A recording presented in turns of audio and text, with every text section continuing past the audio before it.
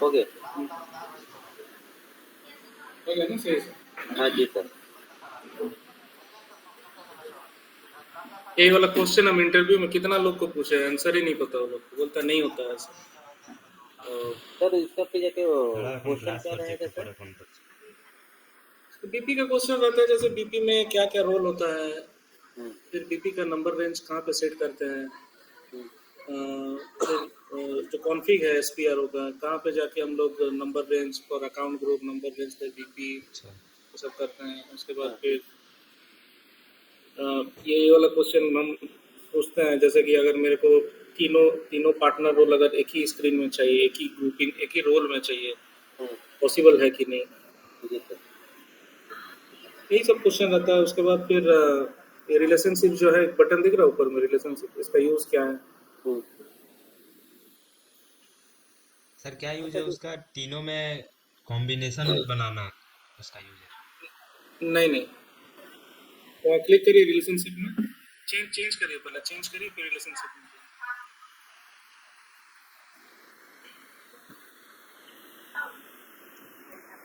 Relationship basically क्या है कि हम लोग जैसे कस्टमर मास्टर में वो था ना,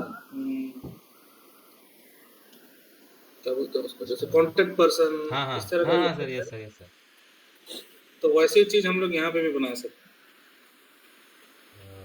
ठीक है, तो ये और रिलेशनशिप कैटेगरी में जाइए, वहाँ पे क्या क्या है देखो,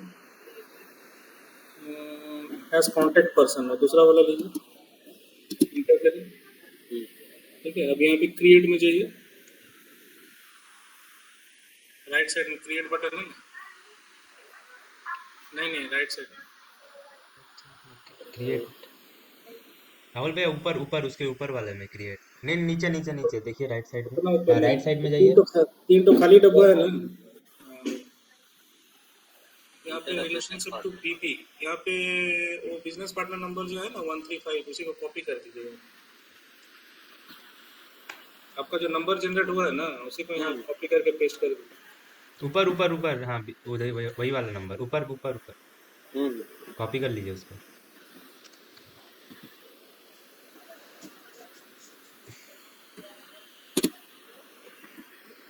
अभी क्रिएट करें,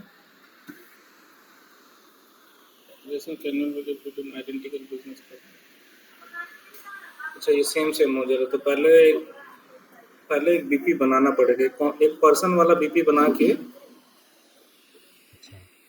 अभी ये क्या है, ऑर्गेनाइजेशन है। हाँ हाँ यस सर, ऑर्गेनाइजेशन है सर। ऑर्गेनाइजेशन। एक पर्सन वाला बीपी बना के, वो वाला बीपी नंबर को ये वाला जगह पे डाल के फिर क्रिएट दबाने से हम्म, इन दोनों का रिलेशन बन जाएगा, ये 135 वाला नंबर का हाँ और जो पर्सन वाला नंबर होगा, वो दोनों का रिलेशन बना सकते हाँ हाँ जी हैं। सर। इस तरह से कितना भी आप चाहें तो, मतलब एक ही कस्टमर के अंडर में क्या क्या हो सकता है, जैसे जैसे वो कॉन्टेक्ट पर्सन हो सकता है, एम्प्लॉय हो सकता है, यहाँ पे बहुत सारा ऑप्शन है। हम्म। तो रिलेशन बनाना कि एक कस्टमर के अंदर में ये अलग अलग जो है इंफॉर्मेशन है, रिलेशनशिप है उसका। ठीक है, वही चीज़ इसमें भी था कस्टमर मास्टर में, वहाँ पे कॉन्टेक्ट पर्सन था, परचेस परचेस और परचेस ऑफिसर, ऐसे क्या क्या अच्छा सब सर। था ना वहाँ पे। हाँ हाँ जी सर। तो वही वाला चीज़ है, इसको रिलेशनशिप में कन्वर्ट कर दिया। तो ये भी हम पूछते हैं, बहुत जन बता सक पाता है, बहुत जन नहीं बता पाता कि बीपी का, बीपी में और कस्टमर मास्टर में क्या डिफरेंस है। अच्छा। ठीक है, हम्म, वो सब हम पूछते हैं। उसके बाद फिर अगर नया पार्टनर फंक्शन ऐड करना है, जैसे sold to ship to bill to payer तो है ही, उसको छोड़ के अगर नया पार्टनर फंक्शन ऐड करना है तो कैसे करना है। तो वो पार्टनर फंक्शन का क्वेश्चन है, वो बीपी का क्वेश्चन नहीं है, वो पार्टनर डिटर्मिनेशन वाला चैप्टर का है। हम्म, तो ये सब रहता है क्वेश्चन। फिर इसका टेबल क्या है, बीपी का टेबल अलग होता है, कस्टमर मास्टर का टेबल अलग होता है, इसका टेबल क्या है, ये सब रहता है। उसके बाद फिर उसका एसपीआरओ वाला जो पाथ रहता है कि सेम नंबर अगर मेरे को चाहिए, बीपी का नंबर और हम्म। जो कस्टमर मास्टर का नंबर है सेम नंबर चाहिए, तो उसका कॉन्फ़िग कहाँ पे करते हैं, कौन सा जगह है जहाँ पे हम लोग उसको सेट करें। तो पहले तो पूछते हैं कि ये सेम नंबर हो सकता है कि नहीं, अगर कोई बोलता है कि हाँ हो सकता है, तो फिर पूछते हैं कि कहाँ पे हो सकता है, कहाँ पे कॉन्फ़िग है उसका। फिर बीपी में अगर हमको बीपी को डिलीट करना है या बीपी को ब्लॉक लगाना है तो कहाँ पे करते हैं, कौन सी जगह पे जाकर करते हैं। ठीक है, यही सब क्वेश्चन रहता है बीपी का। ठीक है, ठीक है। तो रिलेशनशिप आप लोग अपने से भी कर सकते हैं, आप लोग पर्सन बना लीजिएगा अपने से। ठीक है, जैसे ऑर्गेनाइजेशन बनाते हैं वैसे पर्सन बनाइएगा और यहाँ पे आके असाइन करके आप लोग टेस्ट कर सकते हैं कि रिलेशनशिप भी बना सकते हैं। ठीक है, वो जो पर्सन वाला जो जनरेट होगा वो यहाँ पे डाल के क्रिएट कर देंगे हाँ तो वो नीचे पे शो करने लगेगा। हाँ, नीचे शो करने लगेगा उसके साथ। ठीक है, तो बीपी समझ में आ गया आप लोग को, राइट? हाँ जी सर। Yes sir. और वो फील्ड को अगर मैंडेटरी करना है वो सब टेस्ट किए कि नहीं? सर वो ना तो हाँ सर, वो टेस्ट किए लेकिन ज्यादा नहीं किए, थोड़े ही से किए थे, कंफ्यूजन था। तो हो रहा है ना, जहाँ पे जैसे चाहिए वहाँ पे हो रहा है हाँ। कि नहीं हो रहा है? ठीक है,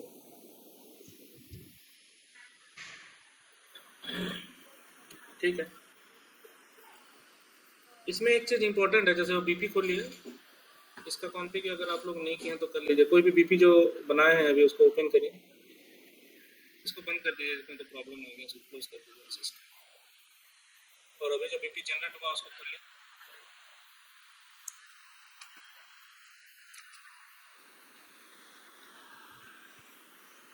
बीपी खोलने के लिए डायरेक्ट यहाँ पे बीपी का नंबर डाल सकते हैं जहाँ पे आपका कर्सर है अभी 9700 और यहाँ फिर ऊपर में येलो कलर का फोल्डर है, उसमें भी जाके डाल सकते हैं।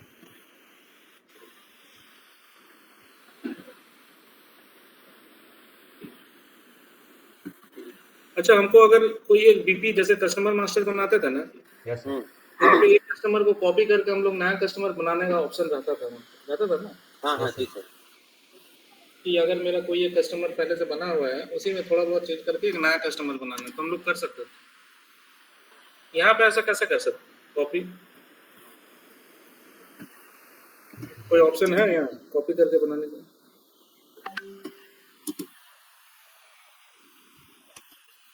देखना होगा स्क्रीन में, राहुल बीपी में जाइए तो। अगर हमको नया बनाना है किसी को कॉपी करके, कैसे करें?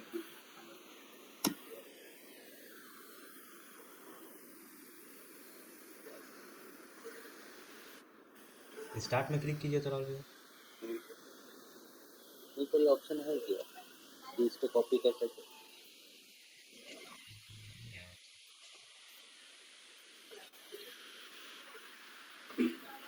ऑर्गेनाइजेशन में क्लिक करें तो ऊपर में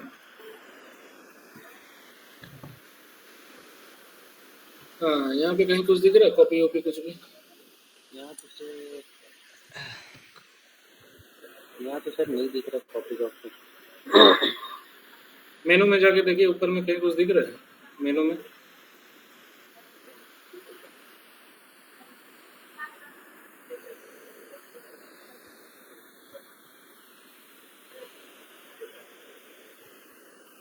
क्रिएट में जाइए तो क्रिएट में, बिजनेस पार्टनर में क्रिएट में नहीं, इसको आप लोग गूगल गूगल करके देखिएगा, इसका मेरे को नहीं लगता कोई ऑप्शन है, हम भी उतना ढूंढे नहीं है ढंग से, फिर भी देखिएगा गूगल करके कि गूगल अगर कुछ आंसर देता है कि अगर हमको बीबी कॉपी करके बनाना है तो कैसे बनाया जाए। ठीक है, ठीक है सर। नहीं तो ईसीसी वाले पे था, हाँ बीपी उसमें वाले था। पे है कि नहीं? अभी ओपन करिए जो बीपी आप बनाए हैं ना, उस बीपी को ओपन करिए तो येलो फोल्डर में जाइए।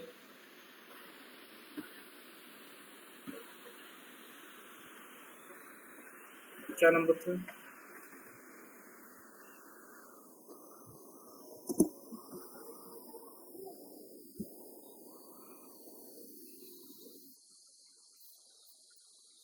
इसमें आइडेंटिफिकेशन वाले टैब में जाइए, स्क्रॉल करके नीचे जाइए। हाँ, यहाँ पे जो आईडी टाइप है ना, ये फील्ड इंपॉर्टेंट है, आईडी टाइप। ये वाला external BP number ID type. हाँ, तो ये आईडी टाइप आपको कॉपी करना आना चाहिए। अभी देखिए तो वहाँ पे क्या क्या वैल्यू आईडी टाइप में, क्लिक करिए वहाँ कर्सर पे, सेलेक्ट नहीं करना। हाँ, ये F4 में देखिए तो वहाँ पे क्या क्या दिखा है,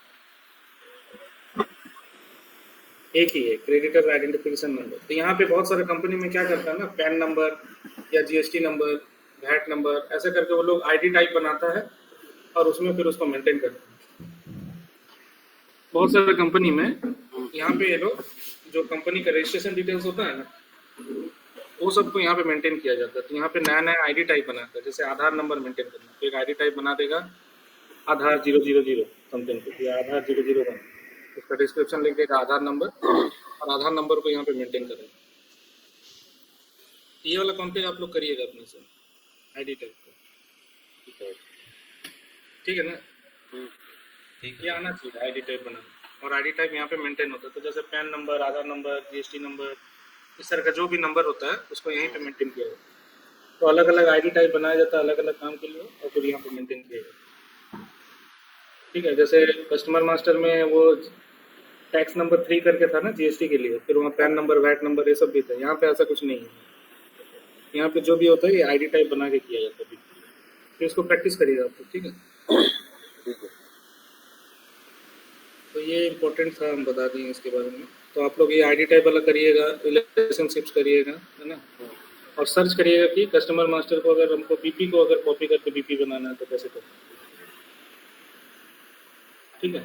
ठीक है। और जैसे VCUST करके टी कोड था कस्टमर मास्टर का लिस्ट देखने के लिए, तो उसी तरह से यहाँ पे भी वही सेम टी कोड यूज़ कर सकते हैं VCUST करके। और यहाँ पे जो आप जो है क्या क्या कस्टमर आपने बनाया है या कस्टमर क्या क्या बीपी आपने बनाया, तो VCUST में ही आपको दिख जाएगा,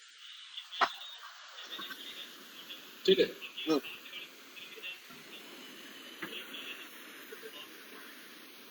चलिए, तो ये बीपी का चैप्टर यहीं पे क्लोज करते हैं। इसमें और तो ऐसा कुछ नज़र नहीं आ रहा है मेरे को, ठीक है। बाकी और कुछ याद आएगा तो बाद में देखेंगे, ठीक है। लेकिन वो बीपी का एक डॉक्यूमेंट मैंने दिया था PDF, उसको पढ़िए, थ्योरी है उसमें। प्रैक्टिकल तो हम लोग पढ़ ही लिए, बट थ्योरी के लिए उसको फॉलो करेंगे तो बहुत कुछ जानने को मिलेगा कि बीपी के बारे में, ठीक है। चलिए, तो थोड़ा सा आगे बढ़ते हैं। जनरल बिजनेस प्रोसेस, ठीक है। तो जनरल बिजनेस प्रोसेस क्या होता है, हम लोग का एंटरप्राइज स्ट्रक्चर भी रेडी हो गया। अब हम लोग बेचा बेची चालू करेंगे basically, ठीक है ना। ठीक है। तो सर एक चीज बोलना चाह रहे थे, वो जो कस्टमर मास्टर डेटा में जो आपने 500 लिखाया था, पहले मटेरियल मास्टर, फिर कस्टमर मास्टर, फिर प्राइस मास्टर, फिर आउटपुट मास्टर, वो सब फ्लो नहीं चला। वो आएगा आएगा। ठीक अभी डायरेक्ट तो पांचों हम नहीं पढ़ा सकेंगे, मतलब आप लोगों को समझ नहीं आएगा, ठीक है। इसमें आएगा वो। ठीक है। तो 2 कंप्लीट हो गया है, वो 2 को लेके हम लोग आगे बढ़ सकते हैं, हम्म, और बाकी जो 3 है वो आएगा बीच में। ये है जनरल बिजनेस प्रोसेस, स्क्रीन दिख रहा है ना। जी या सर दिख रहा है। तो जनरल बिजनेस प्रोसेस क्या होता है कि जब हम लोग धंधा चालू करते हैं बिजनेस का, ठीक है, तो अगर हम एसएपी के बाहर का बात करें, फिलहाल कुछ देर के लिए एसएपी भूल जाइए। तो जब हम लोग एक दुकान में, मान लीजिए आप पान दुकान बैठाते हैं, ठीक है, एकदम छोटा एग्जांपल लेते हैं, पान दुकान, ठेला, चाउमीन दुकान, कुछ भी एक छोटा सा एग्जांपल लेते हैं, ठीक है, बाद में देखेंगे बड़ा कंपनी का बारे में। तो जब आप छोटा कंपनी, आप छोटा दुकान खोलते हैं, मान लीजिए आप एक ठेला लगा रहे हैं रास्ते में, ठीक है। तो जब आप ठेला लगाते हैं तो सबसे पहले क्या होता है, सबसे पहले तो आपको मार्केट को समझ के कि यहाँ पे कौन सा धंधा चलेगा, तो आप एक दिमाग लगाते हैं, चलो यहाँ पे इडली डोसा का दुकान लगाते हैं, यहाँ इडली डोसा का दुकान नहीं है, ठीक है ना। उसके बाद फिर आप क्या करते हैं कि मालूम बेचना चालू करते हैं, कस्टमर आने लगता है दुकान में, थोड़ा सा भीड़ भाड़ बढ़ने लगता है, ऐसे करके धंधा बढ़ता है आगे। पहले 1 जन आता है, फिर 2 जन आता है, फिर 4 जन आता है, ऐसे ऐसे करके जब सबको समझ में आने लगता है कि ये दुकान का टेस्ट अच्छा है, क्वालिटी अच्छा है, सामान का दाम कम है, तो आपका मार्केट में आप पॉपुलर हो जाते हैं, तो भीड़ भाड़ बढ़ने लगता है, ऐसे ही है ना। Yes sir. तो आपका धंधा सब सही चलने लगता है, सब कुछ सही चलता है। इसी बीच में क्या होता है कि बीच बीच में कभी कोई कस्टमर आके बोलता है, आप खाली इडली डोसा बेचते हैं, तो कोई आके बोलता है कि उपमा है, ऐसा भी हो सकता है। तो उपमा लेकिन आप बनाते नहीं है, क्योंकि शुरू में जब आप धंधा खोले तो खाली इडली डोसा लेके चालू किया, ठीक है ना। और अब क्या हो रहा है कि उपमा का भी कोई आके पूछने लगता है, कोई बोलते नहीं, कोई बोलता उपमा है, कोई बोलते बड़ा है, कोई तो सांभर बड़ा है, कोई बोलता है एक डोसा है। सुनो ना तो अलग अलग तरह का कभी कभी आ जाता है दो चार कस्टमर। राइस आना तो थोड़ा जो थोड़ा मटेरियल आप बनाते हैं, वेज वाला जो आपको पता है कि ये बिकेगा ही बिकेगा, इसके लिए मेरे को कोई कस्टमर का इंटरेस्ट लेने का जरूरत नहीं है। हम इडली डोसा बनाएंगे तो मेरा बिक बोलो ही ना फुल जाएगा, प्लेट आन का क्योंकि मेरे को मतलब पता है कि फुल मार्केट में प्लेट इडली डोसा का रिक्वायरमेंट है। इसीलिए आप किसी से बिना पूछे ही जो 100 पीस 150 पीस इडली इडली बना लेते हैं। डोसा जो है 100 पीस डोसा बनाने के लिए आलू का चोखा वोखा बना के सांभर चटनी ले ली, रास्ते में ठेला लगा के बैठे रहते हैं। जैसे जैसे आदमी आता है आप उसको उसको बेचते रहते हैं। तो कहने का मतलब है कि जब आपको कोई ऐसा सामान आप बना रहे हैं जो आपको पता है बिकेगा ही बिकेगा, तो कस्टमर आता है और बोलता है कि भाई दो पीस इडली दे दो। तो मतलब क्या हो गया कि कस्टमर परचेस ऑर्डर लेके आया आपके पास कि 2 पीस इडली दे दो। वही हो गया क्या चीज आपका परचेस ऑर्डर। तो कस्टमर हमें क्या देता है? परचेस ऑर्डर देता हेलो है, और हम उसको क्या देते हैं? क्लास परचेज सेल्स ऑर्डर देते हैं कि ये आपका परचेस ऑर्डर का रेफरेंस में ये सेल्स ऑर्डर है मेरे कंपनी की तरफ से। फर्दर आपको कुछ भी इंक्वायरी करना रहेगा कि ये माल हमको कब मिलेगा नहीं मिलेगा, तो ये वाला नंबर के रेफरेंस में आप बात करिएगा। जैसे कि हम लोग फ्लिपकार्ट या अमेजन में जैसे ऑर्डर बुकिंग करते थे, ऑर्डर नंबर जनरेट होता है। इन यस फ्यूचर अगर कोई भी क्वेरी रहता है कि मेरा माल कब आएगा या क्या हुआ नहीं हुआ, तो आपसे क्या मांगता है कि सर ऑर्डर नंबर बताइए। जो ऑर्डर नंबर होता है जो सेल करता है उसके लिए वो उस कंपनी का क्या होता है? Sales order number. ठीक है, जो माल बेच रहा है उस कंपनी के लिए वो जो ऑर्डर नंबर है वो उस कंपनी का क्या होता है? Sales order number. और कस्टमर जब रिक्वेस्ट लेके जाता है कि हमको ये वाला माल खरीदना है, तो वो क्या नंबर लेके जाता है? Purchase order number. क्योंकि उसको माल खरीदना है, तो माल खरीदना है तो परचेस ऑर्डर, और बेचना है तो क्या होगा? सेल्स ऑर्डर ठीक है। तो ऐसा कोई सामान जैसे इडली डोसा वाला एग्जांपल ले लेते हैं, वो मेरा रेगुलर आइटम है, हम मार्केट में बेच रहे हैं। तो जब भी कोई आके मेरे को बोलता है कि भाई 2 पीस डोसा बना दो, 1 पीस इडली दे दो, 4 पीस पैक कर दो, समथिंग समथिंग कुछ भी, तो मेरे लिए क्या है? परचेस ऑर्डर, क्योंकि हम बेच रहे हैं। जब हम उसको बेचते हैं तो इडली डोसा की दुकान में हम कोई पेपर वर्क नहीं करते हैं, इसलिए ना वो मेरे को परचेस ऑर्डर पकड़ाते हैं और ना ही हम उसको कोई सेल्स ऑर्डर का एग्जांपल देते हैं या पेपर पकड़ाते हैं। डायरेक्ट माल दे देते हैं और उससे पैसा ले लेते हैं। ठीक है। लेकिन आप अगर इसमें जाइएगा, कोई बड़ा बड़ा दुकान में जाइएगा, रेस्टोरेंट वगैरह में, जैसे डोमिनोज वोमिनोज में जाइएगा, तो वहाँ जाके सबसे पहले आप क्या करते हैं? बोलते हैं कि भाई 2 पीस पिज्जा दे दो। वो क्या करता है कि सर क्या चाहिए नहीं चाहिए सारा कुछ लिखा पढ़ी करके एक तो टोकन पकड़ा देता है, उसमें ऑर्डर नंबर लिखा हुआ रहता है। तो वो जो ऑर्डर नंबर है वो क्या है? वो आपका परचेज ऑर्डर नहीं, वो जो पेपर पकड़ा है वो सेल्स ऑर्डर। किसके नजर से? डोमिनोज वाला की नजर डोमिनोज से। वाला की नज़र से और आप जब उसको ऑर्डर किए तो हालांकि आप पेपर लेके जाते नहीं है, अगर आप पेपर लेके जाएंगे पेपर में हाथ में लिख के, तो वो उसके लिए क्या हो जाएगा? Purchase order. ठीक है। तो जैसे कभी कभी हम लोग राशन दुकान में जाते हैं ना, ग्रोसरी दुकान में एक लंबा लिस्ट लिख के 2 किलो चावल, 1 किलो दाल, 2 पैकेट नमक, नॉन कहीं करके लिख के जाते हैं, लंबा कागज लिख के। और कभी कभी दुकानदार को जाके पकड़ा देते हैं, बोलते हैं कि ये वाला सब सामान पैक करके रखिए, हम आते हैं आधा घंटा में। पता है ऐसा ना? यस सर तो वो है परचेज ऑर्डर। किसके लिए? सर वो परचेस ऑर्डर हमारे लिए है दुकान के लिए सेल्स ऑर्डर है हाँ, तो परचेज ऑर्डर है मेरे लिए, क्योंकि हम खरीदने गए हैं उसको, और उसके बदले में जब हमको एक नंबर देगा ऑर्डर नंबर, वो हो जाएगा मेरा, उसके लिए हो जाएगा सेल्स ऑर्डर। मेरे लिए क्या हो जाएगा? वो परचेस ऑर्डर परचेस का ही ऑर्डर कन्वर्टेड ऑर्डर। हाँ, तो उसको हम परचेस ऑर्डर नहीं बोलेंगे उस नंबर को। मेरा परचेस ऑर्डर नंबर कुछ और होगा, उसका सेल्स ऑर्डर नंबर कुछ और होगा, दोनों नंबर सेम नहीं हो सकते। ठीक है ना? तो बड़ा बड़ा ये तो पान दुकान ठेला दुकान में उतना हेडेक नहीं रखता है, तो इतना पेपरबाजी का। लेकिन बड़ा बड़ा इंडस्ट्री में जब कोई माल खरीदता है तो क्या करता है? परचेस ऑर्डर भेजता है। ठीक है। और जो कंपनी माल बेच रहा है वो क्या बनाता है? सेल्स ऑर्डर भेजता है। अब वो टाटा स्टील के साथ जो भी धंधा कर रहा होगा, टाटा स्टील अपना कॉइल बेचता है या जो भी चीज बेचता है टाटा स्टील, ठीक है, तो टाटा स्टील की कोई चीज खरीदने के लिए कोई कस्टमर जाता होगा टाटा स्टील के पास, तो क्या लेके जाता है वो? परचेज ऑर्डर लेके जाता है, ठीक है। टाटा स्टील उसको क्या बना के देता है? Sales order. कॉन्सेप्ट क्लियर है? परचेज ऑर्डर और सेल्स ऑर्डर का मतलब। जी सर। तो कोई भी सेल्स ऑर्डर बनाने के लिए आपके पास परचेज ऑर्डर होना जरूरी है, क्योंकि बिना परचेज ऑर्डर के आप माल सेल नहीं कर सकते, ठीक है। तो किसी के मुंह जवानी पे हम काम नहीं करते। अभी टाटा स्टील में हम माल बेच रहे हैं, मान लेते हैं हम टाटा स्टील का एम्प्लॉय है, टाटा स्टील का कॉयल बेचने का जिम्मेवारी मेरे ऊपर। अब मेरे को कोई फोन करके बोला कि सुन ना 2 कॉयल भेज देना, तो आदितपुर में इतना ही बोलने से हम भेज देंगे 2 कॉयल? नहीं। मेरे पास क्या प्रूफ है वो आदमी जेन्युइन आदमी है ना, क्या है, माल लेगा भी कि नहीं लेगा, पैसा का क्या हिसाब किताब है, पैसा कब देगा, माल तो ले लेगा, पहले पैसा देगा बाद में पैसा देगा, माल लेने के बाद पैसा देगा, तो बहुत सारे डिस्कशन रहते हैं ना।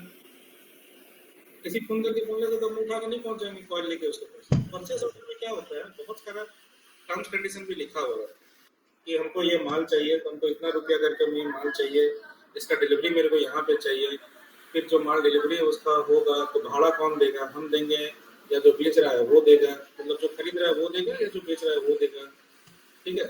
पेमेंट कैसे करना है, पेमेंट पहले करना है या पेमेंट बाद में करना है, तो ऐसे एक वो एग्रीमेंट जैसा रहता है, ठीक है। एक ऑफिशियल डॉक्यूमेंट है, वो ऑफिशियल डॉक्यूमेंट जरूरी है।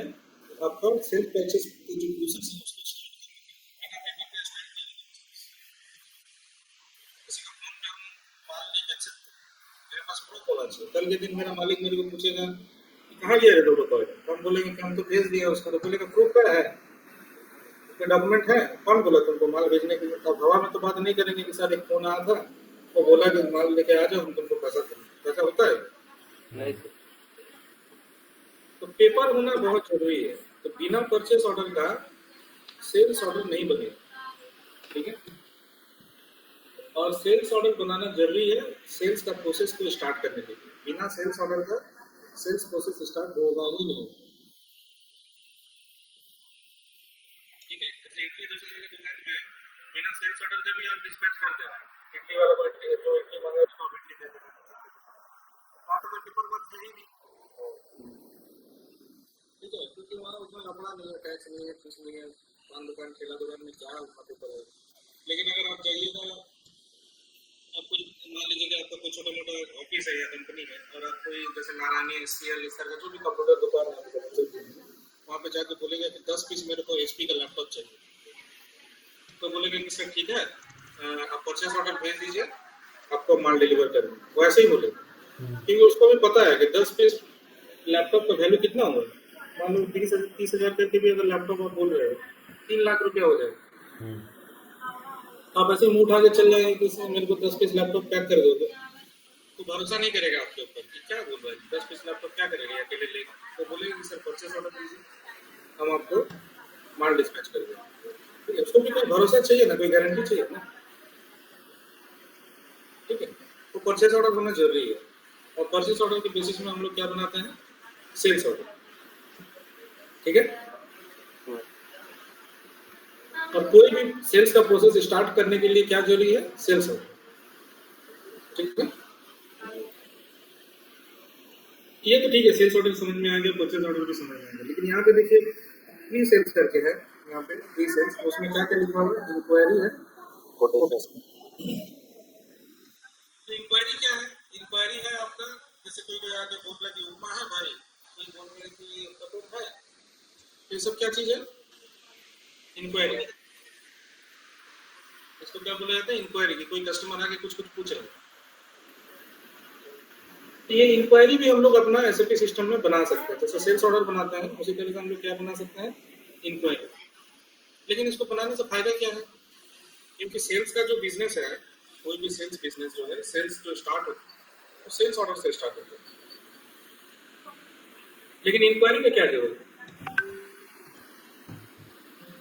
तो इंक्वायरी का यूज होता है, अब डेली 2-2 करके कस्टमर आ रहा है, कोई पूछ रहा है उपमा है, कोई पूछ रहा है कि उत्तपम है, डेली 2 आदमी आ रहा है घूम के चले, क्योंकि आप बनाते नहीं।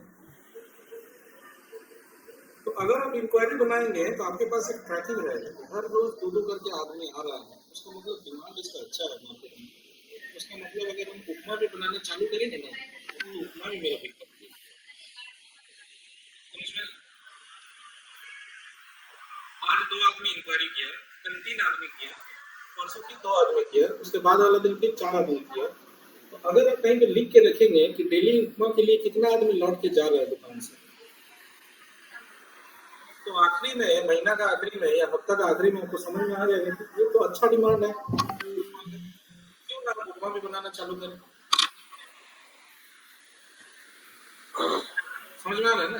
हाँ, लेकिन अगर आप कॉपी में लिख के रखेंगे तो आपको याद रहेगा कि महीना का आखिरी में कितना आदमी उपमा नहीं मिलने के कारण आपका दुकान से चला गया और दूसरा के दुकान में जाकर उपमा खाया।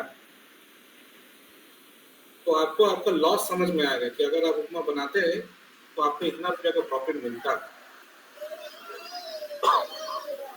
ठीक है ना? जी तो इंक्वायरी क्यों बनाया जाता है? पता चले कि मेरा कितना जो प्रोडक्ट का मेरा डिमांड है। हाँ,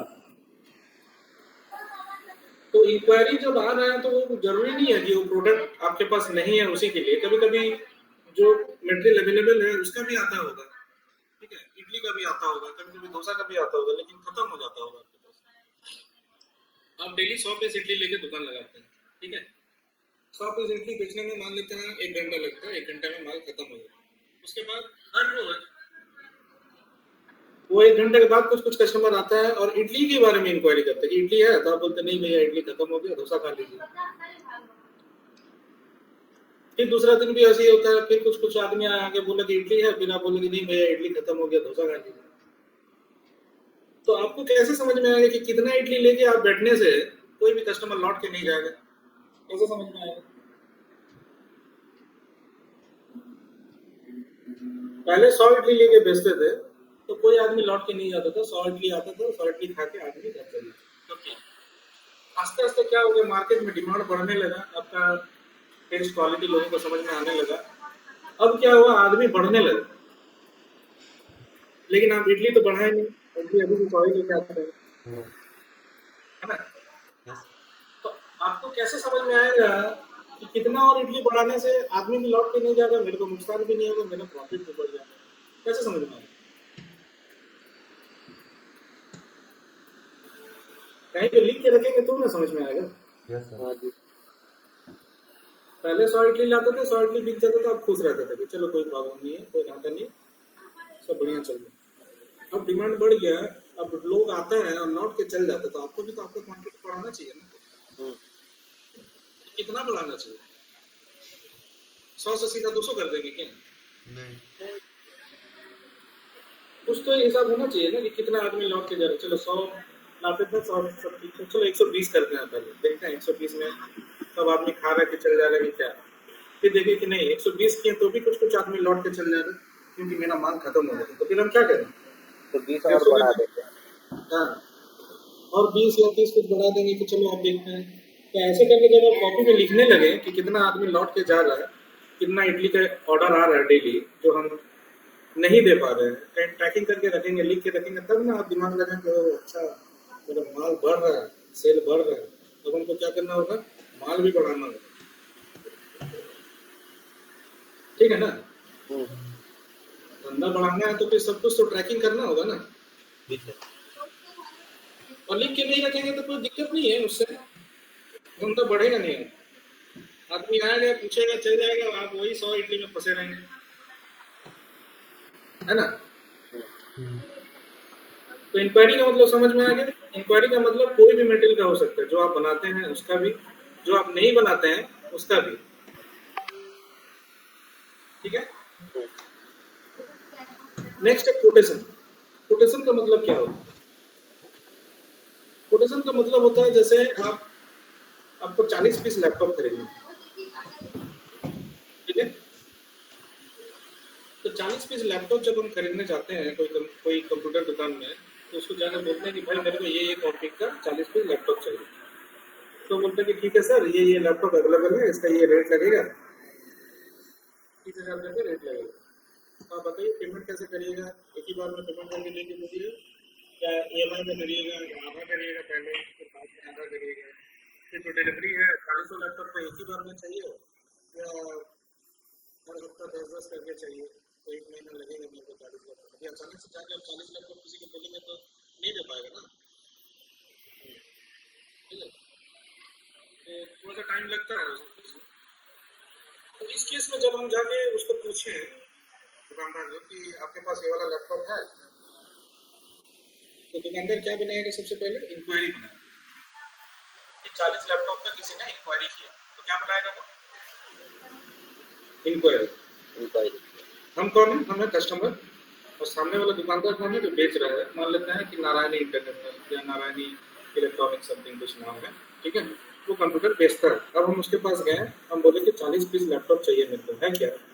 तो सबसे पहले तो इंक्वायरी में डाल देगा उसको, ठीक है? उसके बाद क्या करेगा? बोलेगा कि सर आपके पास परचेज, उसके बाद बोलेगा कि हाँ 40 लैपटॉप है, उसका इतना रेट करके लगेगा और हम आपको इतना इतना दिन में देंगे, और आपको पेमेंट जो है ना फुल पेमेंट करना पड़ेगा, तो हम आपको 40 लैपटॉप ला के दे देंगे। तो बोले कि अच्छा ठीक है। तो फिर वो बोलेगा कि सर एक काम करिए, आप परचेस ऑर्डर लेके आइए 40 लैपटॉप। तो हम फिर बोलेंगे कि अच्छा वो 30,000 करके बताया और बोला कि एक ही बार में पेमेंट करना होगा, और बोला कि आपको 40 लैपटॉप जो है एक बार में नहीं दे सकेंगे, 10-10 करके देंगे, 4 हफ्ता में देंगे। तो अगर आप कन्विंस्ड हैं कि वो जैसे जैसे बोला है उतने में आपका हो जाएगा, तो आप फिर क्या करेंगे? परचेस ऑर्डर बना के उसको दे देंगे। नहीं तो आप क्या बोलेंगे उसको कि एक काम करो, जो तुम अभी बोला है मेरे को ना, उसका एक कोटेशन बना के दे दो मेरे को कि कितना कितना कब कब देगा, कितना रुपया करके लगेगा, ठीक है? तो उससे हम सारा डिटेल्स ले लिए। उसके बाद हम क्या करेंगे? हम फिर सुरजीत कंप्यूटर वाला जो दुकान है, सुरजीत कंप्यूटर शॉप, वहाँ चल जाएंगे, ठीक है?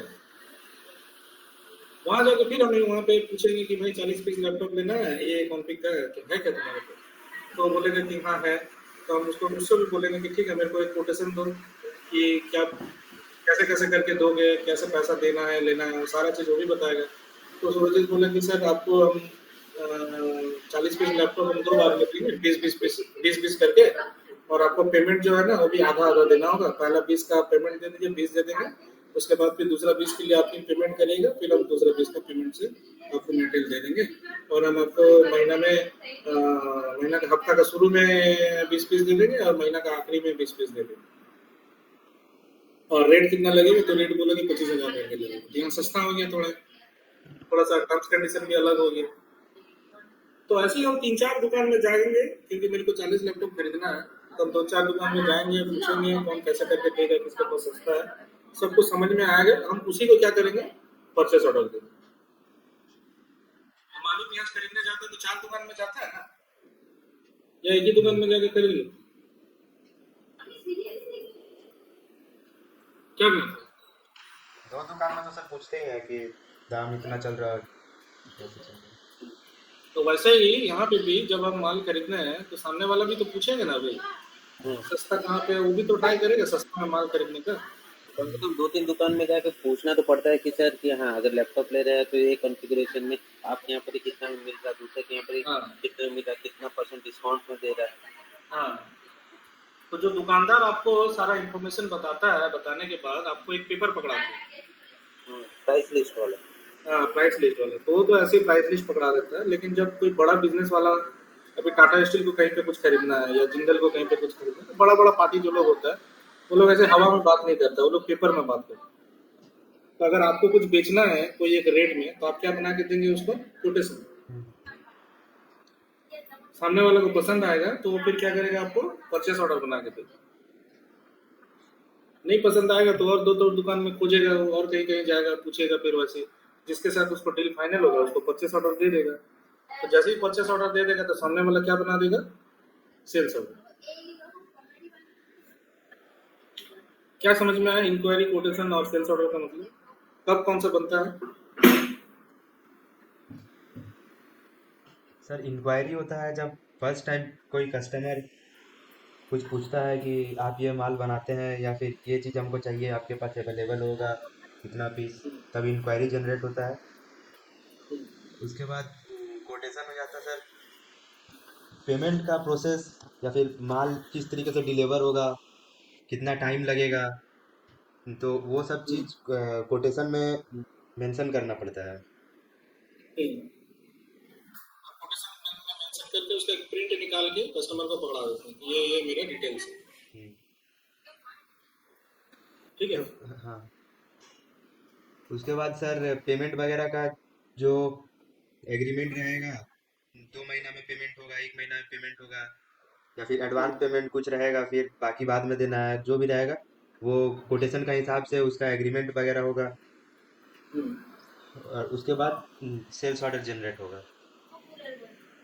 हाँ, अगर अगर सामने वाला पार्टी जो है जो खरीदना चाहता है उसको मेरा टर्म्स कंडीशन पसंद है, उसको समझ में आ रहा है, हम्म, उसको कोई प्रॉब्लम नहीं है, कन्विंस्ड है, तो मेरे को परचेस ऑर्डर देगा। हम उसको क्या बना के देते हैं? सेल्स ऑर्डर बना सेल्स देंगे। ऑर्डर। तो इंक्वायरी कौन बनाता है? जो सेलर है, जो बेच रहा है। कोटेशन कौन बनाता है? जो सेलर है, जो बेच रहा है। सेल्स ऑर्डर कौन बनाता है? जो सेलर है, जो बेच रहा है। परचेस ऑर्डर कौन बनाता है?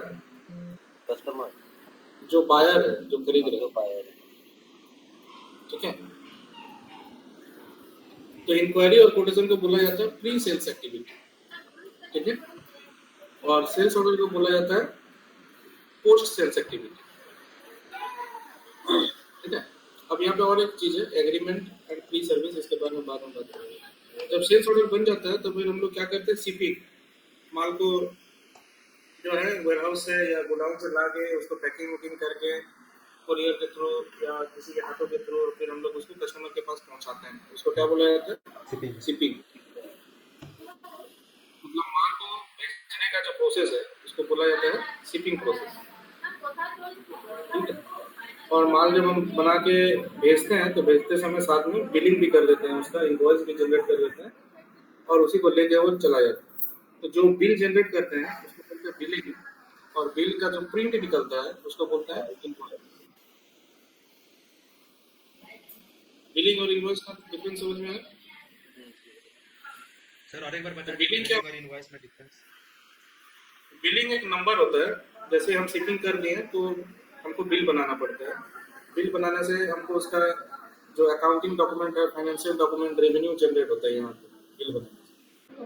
ठीक है। ताकि हमको एक बार कंपनी ऐसे का जब प्रॉफिट हमको दिखे, मेरा अपना प्रॉफिट दिखे, तो उसके लिए अकाउंटिंग डॉक्यूमेंट होना जरूरी है ना। अकाउंटिंग डॉक्यूमेंट बिलिंग जनरेट करने से बनता है। और इनवॉइस क्या है? जो माल हम बेच रहे हैं उसका एक प्रिंट कॉपी निकालना है। तो जैसे हम लोग कोई कंप्यूटर खरीदते हैं तो हमको एक प्रिंट बना के दे देता है ना। ठीक है। लेकिन उसका सिस्टम में सारा एंट्री रहता है ना, कितना रुपए का माल गिरा, कितना टैक्स दिया, क्या है नहीं है सारा। उसके बाद में वो अपना महीना का आखिरी में उसका हिसाब किताब बना के टैक्स पे करता है और अपना फिर प्रॉफिट लॉस करता है। ठीक है। जाए तो उन्हें तो भरी है। तो कोई भी सेल्स प्रोसेस में ये चार चीज तो होता ही है, sales order, shipping, billing, invoice. लेकिन हो सकता है कि इंक्वायरी और कोटेशन ना भी हो, क्योंकि बहुत लोग बोलते हैं कि छोड़ो, उतना कौन हेडेक पालेगा, उतना मेंटेन करने में हमको नहीं चाहिए। मेरा जितना है उसमें खुश है, उतना इंक्वायरी इंक्वायरी कौन मेंटेन करेगा, हमको नहीं करना। फिर कोई कंपनी बोलता है कि नहीं है, अच्छा चीज है, करना चाहिए, उनको पता रहेगा कितना कितना कस्टमर मतलब घूम के चला जा रहा है जिसको नहीं मिल रहा माल, है ना। लेकिन sales order, shipping, billing and invoice ये तो आपको मिलेगा ही मिलेगा कोई भी कंपनी में। ठीक है ना। जी सर। ठीक है। नहीं दिया। तो ये फोटो समझ में आ गया। हाँ जी सर। अभी उसी फोटो के नीचे थोड़ा सा डिटेल्स में और बताया कि जैसे इंक्वायरी क्या होता है, कोटेशन क्या होता है, ये दोनों तो समझ में आ गया। बोलबे तो भी जब हम ओके हो जाते हैं, मतलब कस्टमर मेरा रेडी हो जाता है, तो मेरे को परचेस ऑर्डर देता है। ठीक है। परचेस ऑर्डर देने से हम फिर उसको सेल्स ऑर्डर बना देते हैं।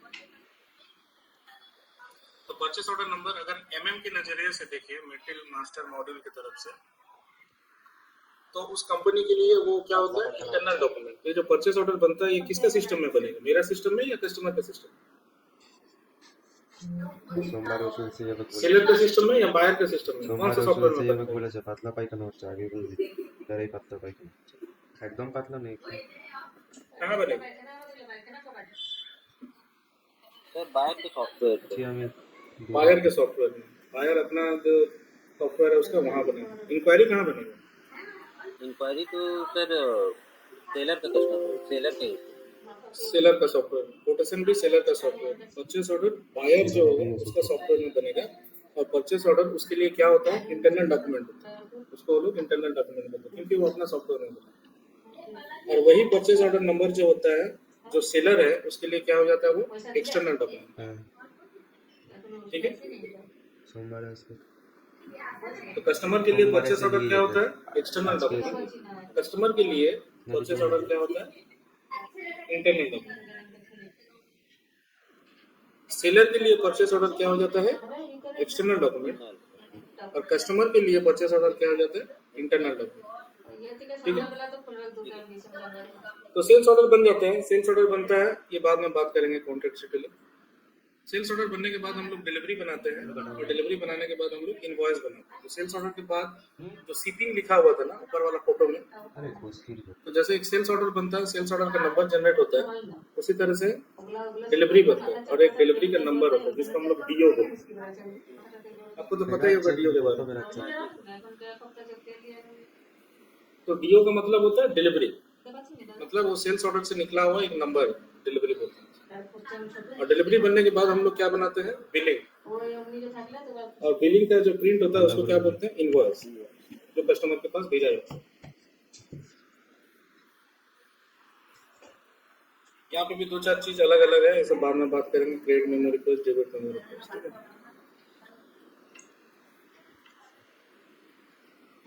चलिए उसको भी कंप्लीट कर देते हैं, बाद में बात करेंगे।